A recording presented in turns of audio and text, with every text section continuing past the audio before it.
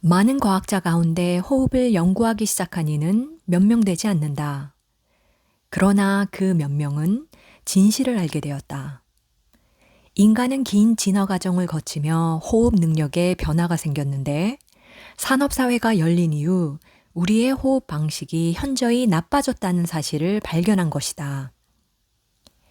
이 연구자들 중 일부는 우리가 들이쉬고 내쉬는 방식을 바꾸는 것만으로도 현대의 수많은 만성병, 천식, 불안, 주의력 결핍 과잉 행동장애, 건선, 기타 다수의 질환이 완화되거나 역으로 좋아질 수도 있다는 것을 또한 증명해내고 있었다. 그런 연구는 서양의학에 대한 오랜 믿음을 전복시키고 있었다. 그렇다. 호흡을 달리하면 진정 우리의 몸무게도 전반적인 건강 상태도 달라질 수 있다. 호흡 방법에 따라 우리 폐의 크기와 기능이 진정으로 달라진다. 그렇다. 호흡을 통해 우리는 신경계를 해킹해서 면역 반응을 조절하고 건강을 회복할 수 있다. 정말 그렇다. 숨 쉬는 방법을 바꾸면 더 건강하게, 더 오래 살 수 있다.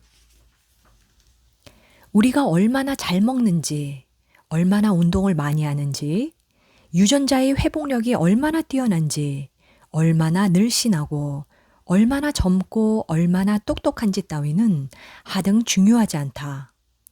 올바른 호흡을 하지 않는 한 그 모든 것이 다 헛되고 헛된 것이다. 바로 그러한 사실을 소수의 연구자들은 발견했다.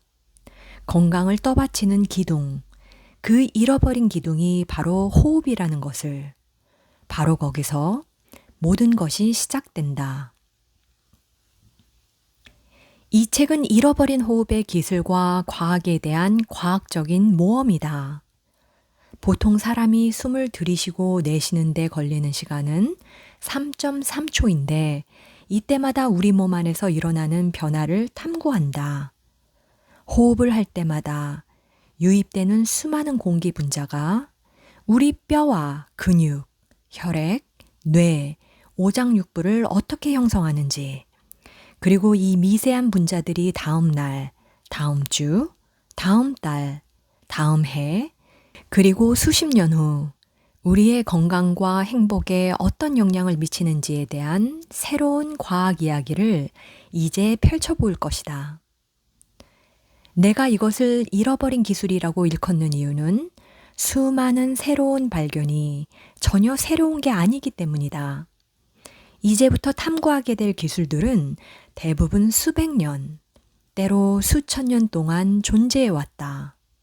이들 기술은 여러 문화권에서 여러 시기에 걸쳐 창조되고 문서화되고 잊히고 발견되었다가 다시 잊혔다. 까마득히 오랜 세월 동안. 하지만 숨쉬는 방법을 배우는 게 왜 필요하단 말인가? 나는 평생 숨쉬며 살아왔다. 독자가 제기할 만한 이런 의문은 내가 직접 연구에 뛰어든 이후 계속 내리에 떠올랐다. 우리는 위험하게도 숨쉬기를 수동적인 단순 행위라고 가정한다. 숨을 쉬면 살아있는 것이고 숨이 멈추면 죽은 것이라는 식이다. 그러나 호흡은 그런 이진법이 아니다. 이 주제에 직접 뛰어들어 몰입하면 할수록 나는 그런 기본 진리를 성각자들과 공유하기 위해 개인적으로 더욱 많은 시간을 바치게 되었다. 대부분의 나이 든 사람들처럼 나 역시 이런저런 호흡기 질환을 알아왔다. 몇 년 전 호흡 교실에 참석한 것도 그 때문이었다. 그리고 대다수 사람들과 마찬가지로 나 또한 알레르기 처방약과 흡입기, 보충제, 혼합물 또는 식이요법 등이 그다지 효과가 없다는 것을 알게 되었다. 결국 내게 치료제다운 치료제를 처음 안겨준 것은 올바른 호흡법을 통해서였다. 이 책에서 내가 나름의 깨달음을 제대로 전달한다면 지금부터 독자는 새로 호흡을 할 때마다 호흡에 대한 이해가 깊어지고 호흡을 가장 잘하는 방법에 대한 이해도 깊어질 것이다. 호흡을 1분에 20회 하든 10회 하든 입으로 하든 코로 하든 기관절개술 계급으로 하든 호흡관으로 하든 다 마찬가지라고 알고들 있지만 전혀 그렇지 않다. 우리가 어떻게 호흡을 하는가는 정말 중요한 문제다. 이 책의 마지막 대목에 이르러 1만 번째 호흡을 할 무렵에는 폐로 들어가는 공기가 삶의 매 순간마다 어떻게 영향을 미치는지 알게 되고 삶의 마지막 숨을 내뱉을 때까지 어떻게 그 잠재력을 최대한 이용할 것인지 배울 것이다. 이 책을 통해 우리는 진화와 의학사, 생화학, 생리학, 물리학, 운동지구력은 물론이고 그 밖에도 많은 것을 탐구할 것이다. 그러나 주로 탐구하게 될 것은 바로 당신 자신이다. 입 호흡에 대하여 약 10년에 걸쳐 격렬한 운동 시 코로 호흡하는 사람과 입으로 호흡하는 사람 간의 운동 능력 차이를 연구해온 올스는 크로스핏 선수들을 대상으로 직접 연구했고 코치들도 함께 연구에 참여했다. 그 후 입호흡을 하면 스트레스를 받아 몸이 더 빨리 피로해지고 경기력도 떨어진다는 것을 확신하게 되었다. 호흡이 운동 경기에 어떤 영향을 미치는지 이해하기 위해서는 우선 인체가 공기와 음식으로 어떻게 에너지를 만드는지 이해할 필요가 있다. 그 과정은 두 가지다. 산소를 이용하는 유산소 호흡과 산소를 이용하지 않는 무산소 호흡이 그것이다.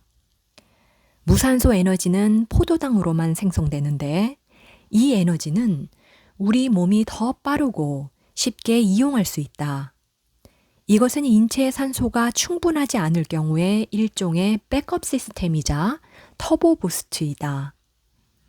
그러나 무산소 에너지는 젖산이 과다하게 생성되어 비효율적이고 독성이 있을 수 있다. 체육관에서 너무 힘들게 운동한 후에 메스꺼움과 땀 배출, 근무력 등이 초래되는 것은 무산소 호흡이 과부하된 탓이다. 격렬한 운동을 할 때 처음 몇 분 동안이 매우 힘든 이유도 이 때문이다. 우리의 폐와 호흡기가 몸에 필요한 만큼 산소를 공급하지 못하면 몸이 무산소 에너지를 사용하게 된다. 워밍업을 한 후에는 운동이 더 쉬워지는 이유를 이것으로 설명할 수 있다. 몸이 준비가 되면 에너지를 만드는 과정이 무산소 호흡에서 유산소 호흡으로 바뀌는 것이다. 이 두 가지 호흡 에너지는 몸 전체의 서로 다른 여러 근육 섬유에서 만들어진다. 무산소 호흡은 백업 시스템으로 이용되기 때문에 우리 몸에는 무산소 근섬유가 더 적다. 덜 발달된 이 근육에 너무 자주 의존하면 몸이 망가지게 된다. 평소보다 많은 사람이 체육관으로 돌진해서 한계치를 훨씬 넘는 운동을 시도하는 새해 직후에는 부상자도 더 많이 생긴다. 평소보다 많은 사람이 체육관으로 돌진해서 한계치를 훨씬 넘는 운동을 시도하는 새해 직후에는 부상자도 더 많이 생긴다. 본질적으로 무산소 에너지는 고출력 머슬카와 같다. 짧은 여행에는 빠르게 반응하지만 긴 여행을 할 때는 오염가스 배출이 심하고 실용적이지 않다는 뜻이다. 유산소 호흡이 중요한 것도 이 때문이다. 우리 몸은 37조 개 정도의 세포로 이루어져 있다. 산소를 이용해 유산소 운동을 하면 무산소 운동보다 16배 더 많은 에너지 효율을 얻는다. 운동의 핵심, 그리고 남은 평생을 살아가는 요령의 핵심은 에너지 효율적이며 깨끗이 연소되고 산소를 흡수하는 유산소 범위에 머무는 것이다. 운동을 하는 대부분의 시간은 물론이고 휴식하는 모든 시간에도 해당하는 말이다. 입 호흡은 인체 외형을 바꿔놓는데 더욱 나쁜 것은 기도까지 변형시킨다는 사실이다. 입으로 공기를 들이마시면 호흡 압력이 감소해 입 뒤쪽의 연조직이 느슨해지면서 내부로 휘어들어 전체 공간이 줄어들고 호흡은 더욱 어려워진다. 입 호흡은 다시 입 호흡을 부른다. 코로 들이마시면 그 반대가 된다.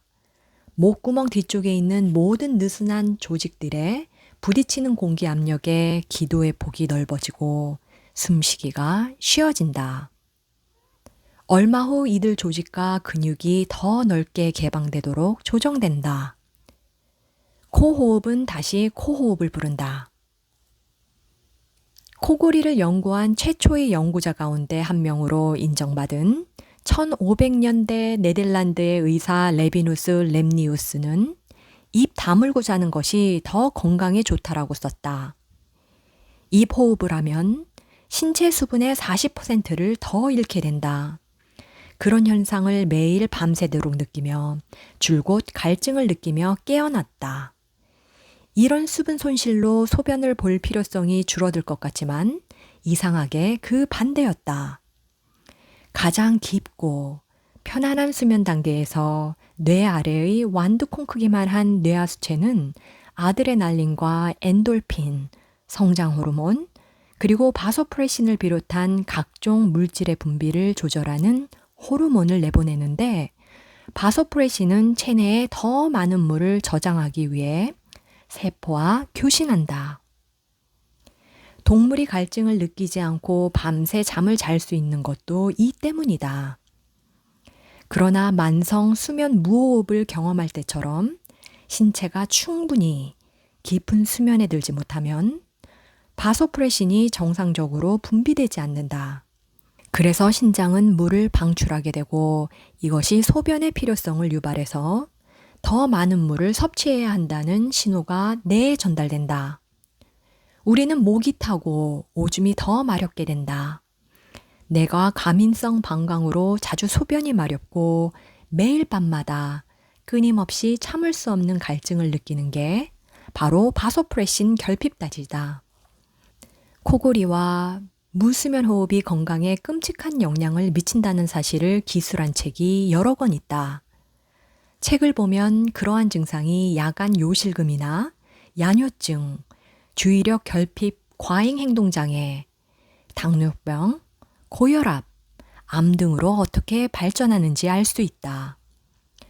오랫동안 심리적인 문제로 여겨졌던 만성 불면증이 종종 호흡 문제 때문이라는 사실을 알아냈다.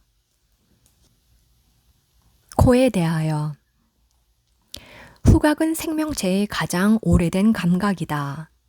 여기 홀로 서서 콧구멍을 벌름거리고 있자니 호흡은 단지 우리 몸속으로 공기를 흡입하는 것 이상이라는 생각이 문득 든다. 호흡은 우리 주변 세계와의 가장 친밀한 연결고리이다. 이 책을 읽고 있는 여러분이든 나 자신이든 숨쉬는 다른 어떤 존재든 입이나 코로 들이신 모든 것 아니면 피부로 빨아들인 모든 것은 138억 년 동안 존재하며 대물림되어 온 우주 먼지들이다. 다루기 힘든 이 물질은 햇빛에 분해되어 우주 전체에 퍼졌다가 다시 합쳐진다. 숨을 쉰다는 것은 우리를 둘러싸고 있는 것 속에 담긴 우리 자신을 흡수한다는 것이다. 또한 작은 생명의 파편들을 받아들이고 그것들을 이해하고 우리 자신의 일부를 다시 내놓는 것이기도 하다. 호흡의 핵심은 교환이다. 코가 중요한 것은 공기를 흡수하기 쉽도록 걸러주고 데우고 촉촉하게 해주기 때문이다. 우리는 대부분 그것을 알고 있다. 그러나 너무나 많은 사람들이 결코 생각하지 못하는 것은 발기장애와 같은 문제들에 대한 코의 뜻밖의 역할이다. 또는 코가 어떻게 혈압을 낮추는지, 소화를 촉진하는 일련의 호르몬과 화학물질 분비를 어떻게 촉발하는지, 여성의 생리주기 단계에 어떻게 반응하는지, 심장 박동을 어떻게 조절하고, 발가락 혈관을 어떻게 열고, 기억 저장과는 또 무슨 연관이 있는지도 생각지 못한다. 코털의 밀도가 천식 유발에 어떤 영향을 미치는지도 마찬가지이다. 살아있는 모든 사람의 콧구멍이 그 자신의 기분과 정신 상태에 반응하는 것은 물론이고 어쩌면 심지어 태양과 달에도 반응해 꽃송이처럼 열리고 닫히면서 생체 리듬에 맞추어 어떻게 율동하는지까지 생각해 본 사람은 더더욱 없을 것이다.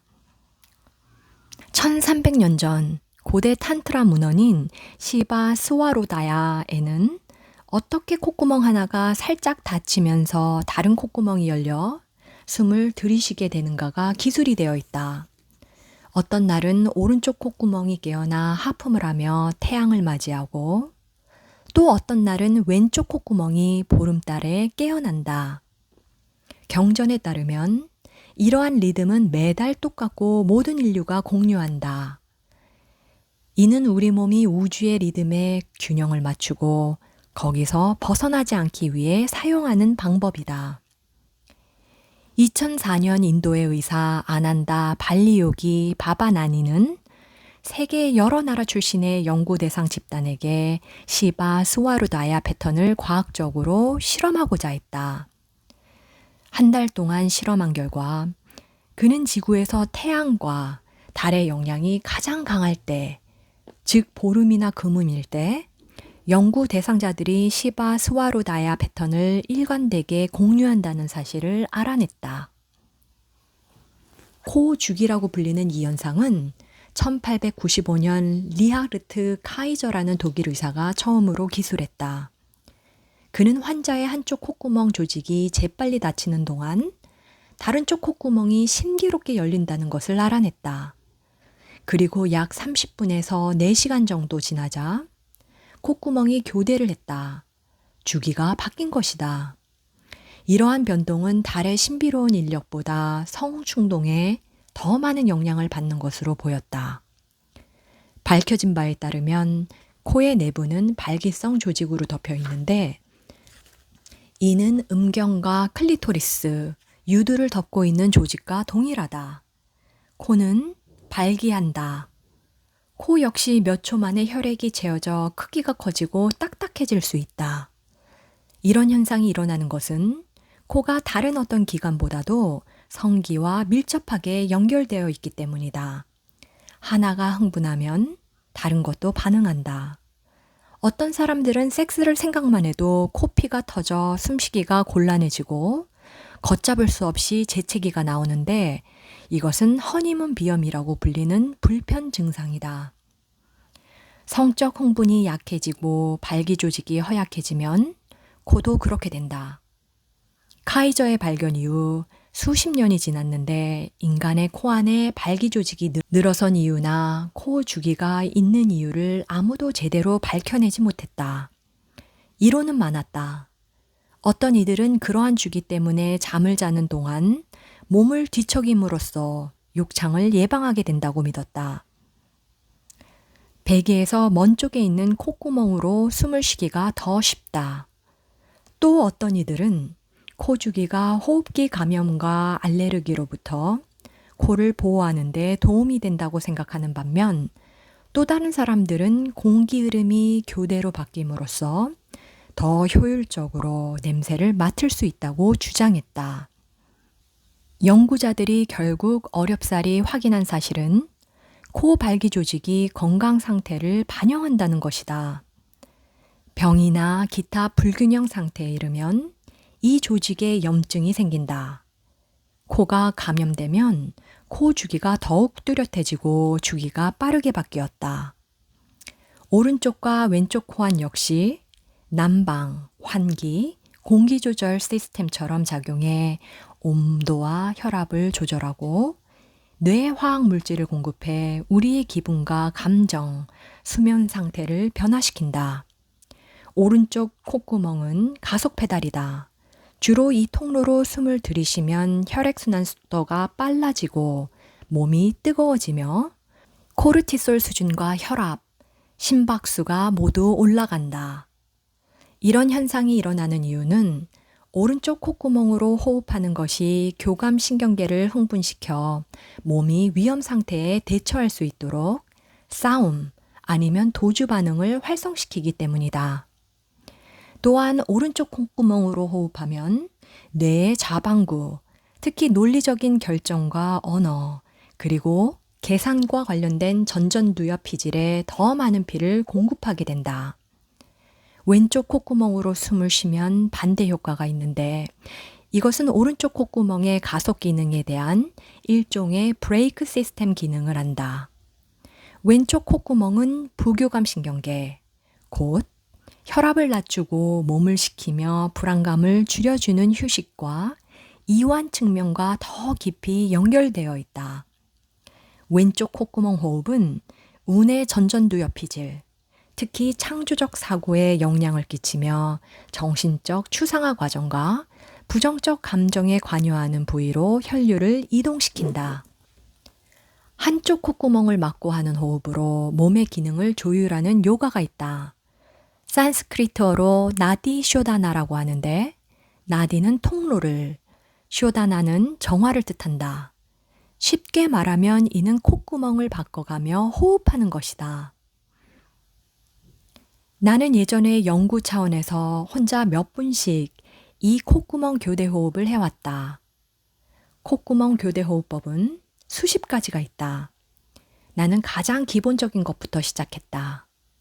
오른손 약지로 왼쪽 콧방울을 눌러 막고 오른쪽으로만 들이쉬고 내쉬는 것이 그중 하나다. 오늘은 식후마다 몸을 따뜻하게 하고 소화를 돕기 위해 이것을 20회씩 했다. 식전이나 다른 어떤 때라도 긴장을 풀고 싶을 때면 콧구멍을 바꾸어 엄지로 오른쪽으로 막고 숨을 쉬었다. 집중력을 높이고 몸과 마음의 균형을 잡기 위해서는 수리야 베다 프라나야마라는 호흡법을 따랐다. 즉 오른쪽으로만 들이쉰 다음 왼쪽으로만 내쉬었다. 이러한 호흡 운동을 하면 기분이 상쾌했다. 몇 차례만 호흡하면 즉각적이고 강렬하게 정신이 맑아지면서 이완이 되고 몸도 가벼워진 것을 느낀다. 알려진 효과 그대로 나는 역류성 식도염으로부터 완전히 자유로워졌다. 복통도 완전히 사라졌다. 콧구멍 교대 호흡에는 정말 그런 효과가 있는 것으로 보였다. 그런데 이 호흡법들은 대체로 덧없는 것 같다. 직접 겪어보니 효과가 30분 정도밖에 지속되지 않았다. 지난 24시간 동안 내 몸의 진정한 변화는 다른 호흡법을 통해서 이루어졌다. 즉, 내 코안 발기 조직이 저절로 작용해서 내 몸과 뇌가 필요한 만큼의 공기 흐름을 자연스럽게 조절하도록 하는 것인데 그것은 코로 숨 쉬는 것만으로도 가능했다. 날숨에 대하여 매일 아침 9시 올송과 나는 검사를 마치고 각자 자기만의 시간을 갖기 위해 헤어지고 나서 거실 바닥에 매트를 깔고 조금 더 불멸에 다가서려고 노력한다. 불멸의 삶으로 가는 길은 허리 뒤로 젖히기와 목 젖히기, 빙빙 돌리기 등 사소한 여러 스트레칭을 동반하는데 각각은 2500년 동안 불교 승려들에게 비밀리에 전해 내려온 거룩한 고대의 수련법이다. 올송과 나는 이 스트레칭이 필요하다. 하루 24시간 코로 숨을 쉬더라도 그 공기를 담을 수 있는 폐활량을 갖지 않는 한 큰 도움이 되지 않는다. 하루 몇 분만 스트레칭을 하며 숨을 쉬어도 폐활량을 늘릴 수 있다. 그 여분의 용량으로 우리는 삶을 확장할 수 있다.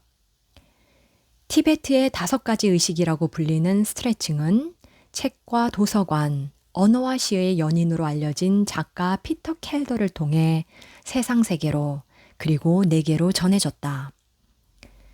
1930년대에 켈더가 캘리포니아 남부의 공원 벤치에 앉아 있을 때 나이든 낯선 사람이 말을 걸어왔다. 브래드포드 대령이라고 불린 그 남자는 인도에서 영국 육군을 이끌며 수십 년을 지냈다. 대령은 완연히 삐딱한 어깨에 백발이 성성하고 걸음이 비틀거릴 만큼 늙었지만 노아의 치유법이 있다고. 그리고 그게 히말라야의 어느 수도원에서만 전해지고 있다고 믿었다. 거기서는 신비로운 일이 흔히 일어났다는 것이다. 병자가 건강해지고 가난한 사람이 부유해지고 노인이 젊어졌다. 켈도와 대령은 연락을 주고받으며 많은 대화를 나누었다. 그러던 어느 날 늙은 대령은 마지막 숨을 거두기 전에 이 지상낙원인 샹그릴라를 찾고야 말겠다는 일념으로 다리를 절며 길을 떠났다. 4년이 흘러 켈더는 건물 문지기의 부름을 받았다. 대령이 아래층에서 기다리고 있었다. 그는 20살은 더 젊어 보였다. 꼿꼿이 서 있었고 얼굴은 생기가 넘쳤다. 예전에 꽤나 대머리였던 백발머리는 숱이 많고 검은 머리칼로 덮여 있었다. 그는 수도원을 찾아 고대 문헌을 연구했고 수도사들에게 회춘법을 배웠다. 그는 스트레칭과 호흡만으로 노아의 시계를 거꾸로 돌렸다. 켈더는 1939년에 출판한 계시의 눈이라는 얇은 저서에서 이 기술들을 설명했다. 그것을 굳이 읽으려고 한 사람은 거의 없었고 믿는 사람은 더욱 적었다. 켈더의 이야기는 꾸며낸 것일 수도 있고 거짓은 아니라도 심하게 과장된 것일 수도 있다.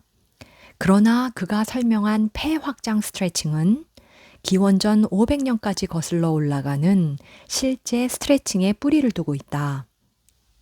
티베트인들은 신체 건강과 정신 건강, 그리고 심혈관 기능을 증진시키는 것은 물론이고 수명까지 연장하기 위해 수천 년 동안 이런 방법을 썼다.